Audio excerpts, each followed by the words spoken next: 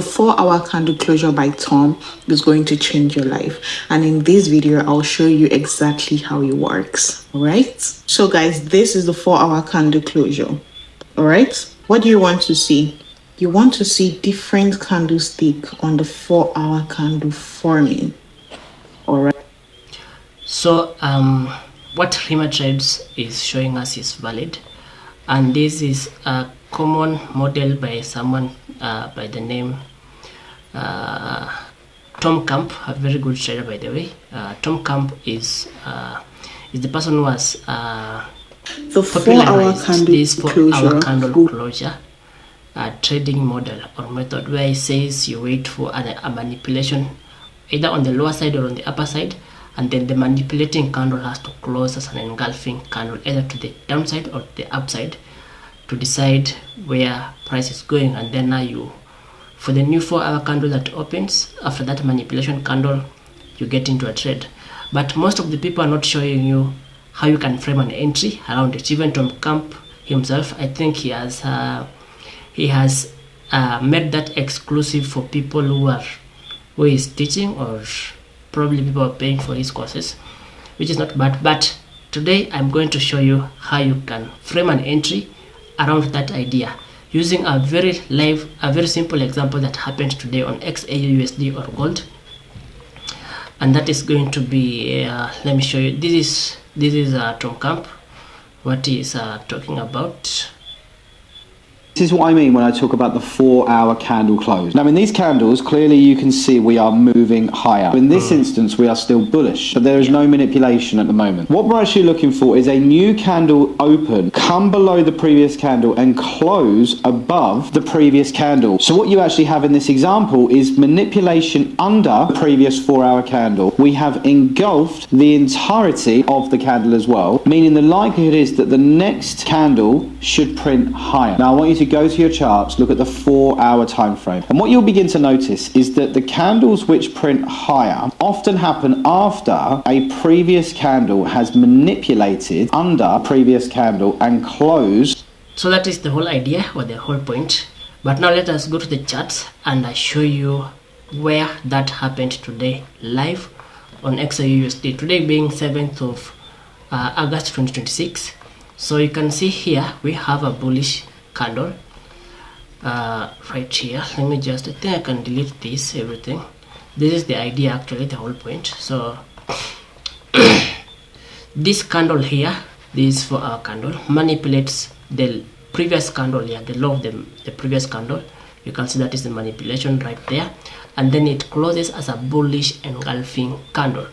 Another thing that has happened here is price has come off from this rejection block right here. You can see multiple wicks that get into this zone and go up. So that is another confluence that price is likely to go higher from this point. Now the next thing you want to do is you want to frame an entry around this candle that has manipulated or that has closed as an engulfing candle after a manipulation, right? So that is what you want to do. Now how we are going to frame an entry around here is you want to look for either a fair value gap, an inverted fair value gap, an order block or a breaker block within this candle here, this candle that has closed as a bullish engulfing candle after a manipulation. And those 4 zones act as your areas of interest or points of interest. If price reacts from that area, you get in for a trade. For example, this is a fair value gap right here where price reacted off from and then pushed higher. So that is the whole goal of this meaning. Now what you want to do is you want to go to the lower time frame. I'm typically using the 5-minute time frame for this, so I'm pairing the 4-hour candle closures with 5-minute time frame for to frame an entry.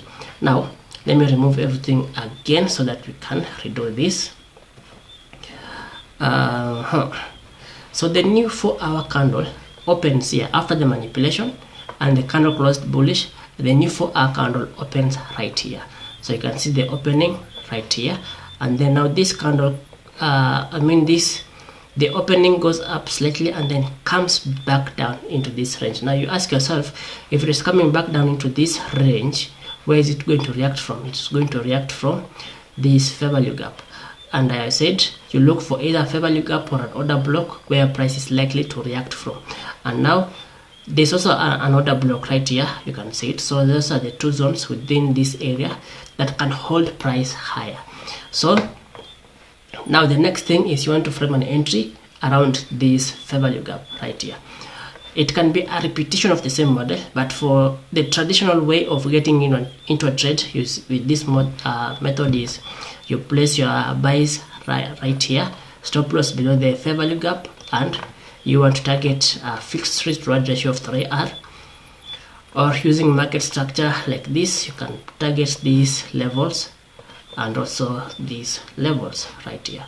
So yeah, so that is the traditional way of getting into a trade with this model. Now with the fair value gap, I mean. But for me, what I do, I don't do that. I wait for a reaction from the fair value gap to give me a sign that price is going to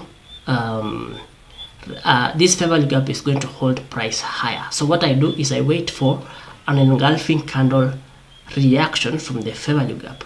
Now we have two types of engulfing candle reactions. You have a 3-type engulfing and a 2-type engulfing. So the 3-type the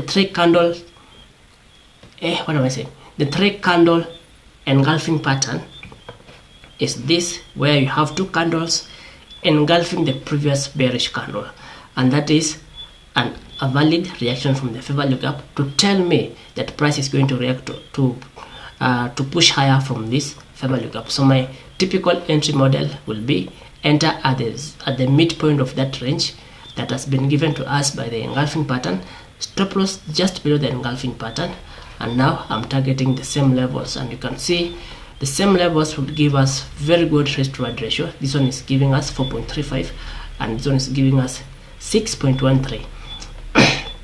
So that is the other entry criteria that I personally use.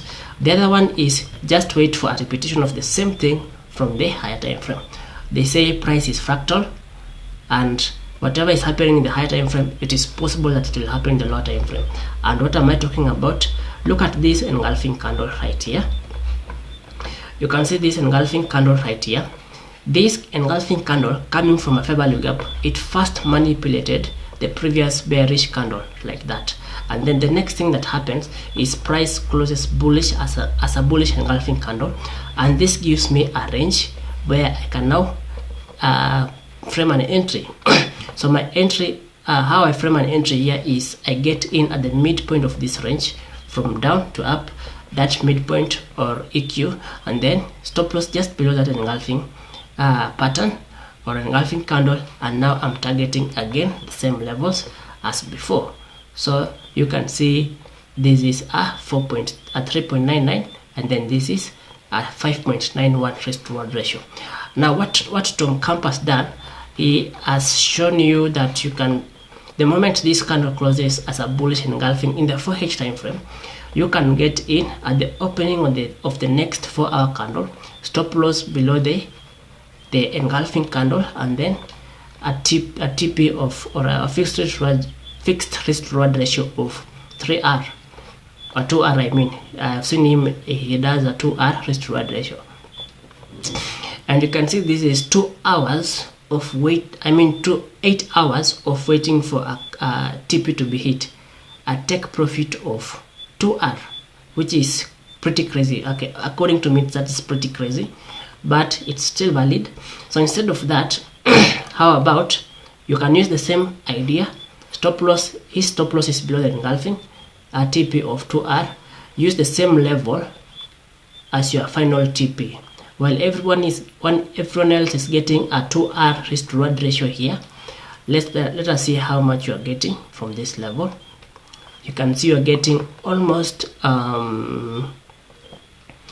this can be a 9.66R, and Tom Camp's take profit level is a 12.12 risk to reward ratio. So the whole point of getting into the lower time frame to frame an entry around fair value gaps or inverted fair value gaps or breaker blocks, order blocks, the whole idea is you are trying to minimize the stop loss range, and also you are trying to get a higher risk to reward ratio.